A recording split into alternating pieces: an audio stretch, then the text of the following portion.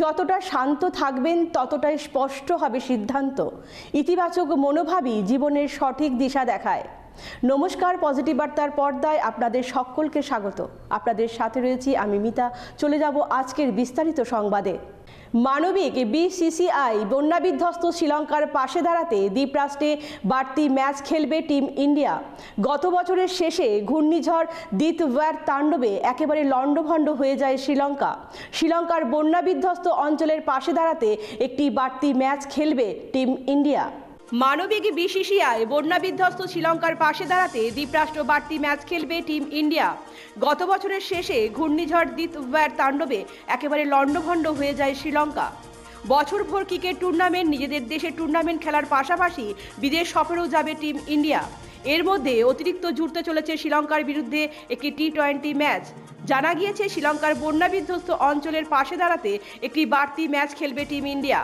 শ্রীলঙ্কার ক্রিকেট বোর্ডের চেয়ারম্যান শাম্মী শিলভাও জানিয়েছেন বিসিসিআইয়ের সঙ্গে এই নিয়ে কথাবার্তা অনেকটাই এগিয়েছে। আগস্ট মাসে দ্বীপরাষ্ট্রে যাবে ভারত, যার মধ্যে বিশ্ব টেস্ট চ্যাম্পিয়নশিপের অন্তর্গত ম্যাচও থাকছে।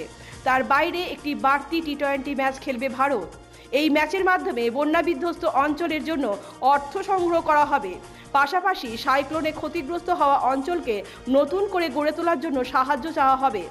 প্রসঙ্গত, গত বছরের শেষে ঘূর্ণিঝড় দিতওয়ার তাণ্ডবে একেবারে লণ্ডভণ্ড হয়ে যায় শ্রীলঙ্কা। দ্বীপরাষ্ট্রে 300 জনেরও বেশি মানুষের মৃত্যুর খবর মেলে। নিখোঁজ বহু মানুষ, অত্যন্ত 11 লক্ষ মানুষ ক্ষতিগ্রস্ত হয়েছে। ঘূর্ণিঝড় দিতওয়ারের কারণে এমনটাই প্রাথমিকভাবে অনুমান করা হয়েছে। প্রতিবেশীর এহেন দুর্যোগের পাশে দাঁড়ায় ভারত। শুরু হয় অপারেশন সাগর বন্ধু। নৌসেনার চেতক হেলিকপ্টারের মাধ্যমে ক্ষতিগ্রস্ত কোটমালে এলাকার থেকে অনেককেই উদ্ধার করা হয়। ঘূর্ণিঝড়ের জেরে এই পার্বত্য এলাকার সড়ক যোগাযোগ একেবারে বিচ্ছিন্ন হয়ে যায়। দ্বীপরাষ্ট্রে আটকে থাকা অন্তত 300 জন ভারতীয়কে কয়েক দফায় উদ্ধার করা হয়। দিতওয়ার মৃতদের শোক জ্ঞাপন করেন প্রধানমন্ত্রী নরেন্দ্র মোদী। এবার পাশে দাঁড়াতে এগিয়ে আসছে বিসিসিআই। ব্যুরো রিপোর্ট, পজিটিভ বার্তা। রাজ্য সরকারের স্কুলগুলিতে ছুটি ঘোষণার বিষয়ে চিন্তা ভাবনা করছে সরকার। তবে আবহাওয়া দপ্তরের বিজ্ঞানীদের পরামর্শ মতোই এই বিষয়ে চিন্তা ভাবনা করবে সরকার, বললেন মুখ্যমন্ত্রী। ভোর শীতকাল চলছে। পৌষ মাসের শুরু থেকেই রাজ্যে শীতের কামড় চলছে। শিশু থেকে বৃদ্ধ সকলেই শীতে জবুথুবু। সন্ধ্যা ঘনিয়ে আসতেই শুরু হয় শীতের কামড়। শীত যেন হুল ফোটাতে থাকে। একদিকে কনকনে শীত, অন্যদিকে ঘন কুয়াশা। বড়দিনের পর থেকেই রাজ্যের শীতের দাপট ক্রমশ বাড়তে শুরু করেছে। সন্ধ্যা ঘনিয়েই শহরের দোকানপাট বন্ধ হয়ে যায়। শহর এক প্রকার জনমানবহীন হয়ে পড়ে। শীতের সঙ্গে পাল্লা দিয়ে বেড়ে চলেছে ঘন কুয়াশা। সন্ধ্যা হতেই শুরু হয়ে যায় কুয়াশার দাপট। রাতভর কুয়াশার চাদরে ঢাকা থাকে রাজ্য। পরের দিন দুপুর পর্যন্ত থাকে কুয়াশা। কুয়াশার দাপটে সূর্যের দেখা মেলে না। শীতে শিশু থেকে বৃদ্ধ প্রায় সকলেই কাবু। শীতে মানুষ ঘরেই থাকতে পারছে না। এই শীতের মধ্যে প্রাথমিক স্কুলের কচিকাচাদের পক্ষে স্কুলে আসা যাওয়া করা এবং ক্লাস করা কিছুতেই সম্ভব হচ্ছে না। কারণ কচিকাচাদের এই সময়ে বাড়িতে থাকায় শ্রেয় মনে করছেন অভিভাবকরা। বর্তমানে কেন্দ্রীয় সরকারের অধীন স্কুলগুলোতে শীতকালীন অবকাশ চলছে। এডিসি এলাকার স্কুলগুলিতেও এডিসি প্রশাসনের তরফে আগামী 13ই জানুয়ারি পর্যন্ত ছুটি ঘোষণা করেছে। এই পরিস্থিতিতে রাজ্য সরকারের স্কুলগুলিতেও ছুটি ঘোষণা করার দাবি উঠেছে। দীর্ঘদিন ধরেই বিভিন্ন মহল থেকে এই দাবি উঠে এসেছে। কিছু কিছু অভিভাবকরা চাইছেন রাজ্য সরকারের স্কুলগুলিতে শীতকালীন ছুটি ঘোষণা করা হোক। এই বিষয়ে শনিবার প্রতিক্রিয়া ব্যক্ত করলেন মুখ্যমন্ত্রী ডক্টর মানিক সাহা। তিনি সাংবাদিকদের মুখোমুখি হয়ে বলেন, রাজ্য সরকারের স্কুলগুলিতে শীতকালীন ছুটি প্রদানের রীতি আগে ছিল না।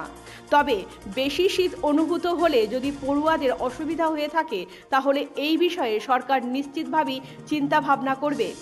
মুখ্যমন্ত্রী বলেন, উনার কাছে ইতিমধ্যেই শিক্ষা দপ্তর থেকে শীতকালীন ছুটি প্রদানের বিষয়ে একটি ফাইল এসে গেছে। আগামী কিছুদিন রাজ্যে শীত কেমন অনুভূত হবে এই বিষয়ে আবহাওয়া দপ্তর থেকে বিজ্ঞানীদের কাছ থেকে খোঁজ নিয়ে তবেই এই বিষয়ে সরকার সিদ্ধান্ত গ্রহণ করবে বলে জানিয়েছেন মুখ্যমন্ত্রী। ব্যুরো রিপোর্ট, পজিটিভ বার্তা। ত্রিপুরায় জাঁকিয়ে পড়ছে শীত। শীতের কামড়ে জুবুথুবু রাজ্যের মানুষ। দাপট বাড়ছে উত্তরের হাওয়ার, এর সঙ্গে পাল্লা দিয়ে বাড়ছে কুয়াশা। একদিকে শীতের কামড়, অন্যদিকে ঘন কুয়াশা। সন্ধ্যা ঘনিয়ে আসতেই কনকনে শীত।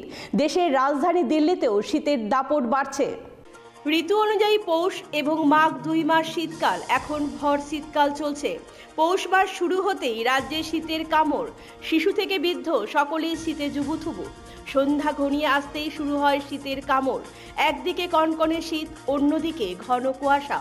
বড়দিনের পর থেকেই রাজ্যের শীতের দাপট ক্রমশই বাড়তে শুরু করেছে। সন্ধ্যা ঘনিয়ে আসতেই ঝাঁকিয়ে পড়ছে শীত। বাড়তে থাকে উত্তরের হাওয়ার দাপট।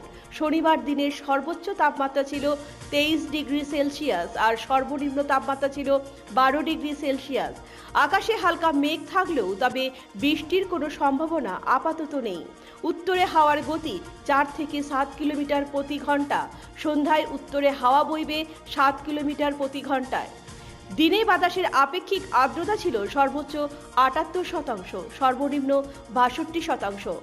তবে দিনের পর দিন সর্বোচ্চ ও সর্বনিম্ন তাপমাত্রার মধ্যে পার্থক্য অনেকটাই কমে আসছে। সন্ধ্যায় দমকা হাওয়া বইতে পারে 7 কিলোমিটার প্রতি ঘন্টায়।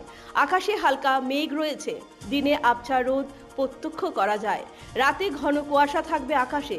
তবে রাত যত গভীর হবে তত বেশি শীত অনুভূত হবে। দিনের শীতের অনুভূতি কিছুটা কম হলেও গভীর রাতে শীত বেশি অনুভূত হচ্ছে। অতিরিক্ত শীতে শ্বাসকষ্ট ও গলায় অস্বস্তিতে ভুগতে পারেন। ঘরের বাইরে কাজকর্মকে সীমিত করুন। রবিবার দিনে সর্বোচ্চ তাপমাত্রা থাকতে পারে 23 ডিগ্রি সেলসিয়াস আর সর্বনিম্ন তাপমাত্রা থাকবে 12 ডিগ্রি সেলসিয়াস। আকাশে কিছুটা মেঘ থাকলেও রাতের আকাশ পরিষ্কার থাকবে। এদিকে আবহাওয়া দপ্তরের পূর্বাভাসে জানিয়েছে জানুয়ারি মাসের প্রথম দিকে রাজ্যের শীতের দাপট বাড়বে। সেই মতো রাতে শীতের দাপট কিছুটা হলেও বৃদ্ধি পেয়েছে। দপ্তর জানিয়েছে সর্বনিম্ন তাপমাত্রা 9 থেকে 12 ডিগ্রি সেলসিয়াসের ঘরে থাকবে। তবে ইতিমধ্যেই রাজ্যে 31শে ডিসেম্বর তাপমাত্রা নেমে এসেছে 9 ডিগ্রি সেলসিয়াসের ঘরে। তবে শীতলতম দিনগুলিতে শিশু থেকে বৃদ্ধ সকলেই স্বাস্থ্য সম্পর্কে সচেতন থাকতে হবে। শীতের সময়ে শিশুদের 3 লেয়ারের পোশাক পরতে হবে। ত্বকের সংস্পর্শে যাতে উলের পোশাক না থাকে সেদিকে লক্ষ্য রাখতে হবে। শিশু থেকে বৃদ্ধ সকলেই গরম খাবার খেতে হবে। প্রয়োজন ছাড়া ঘর থেকে বের হওয়া যাবে না। শিশুদের ও বৃদ্ধদের উষ্ণ গরম জলে স্নান করতে হবে। ব্যুরো রিপোর্ট, পজিটিভ বার্তা। এখনকার মতো সংবাদ এই পর্যন্ত। পরবর্তী সমস্ত সংবাদ দেখতে চোখ রাখুন পজিটিভ বার্তার পর্দায়। Think positive, be positive, positive বার্তা।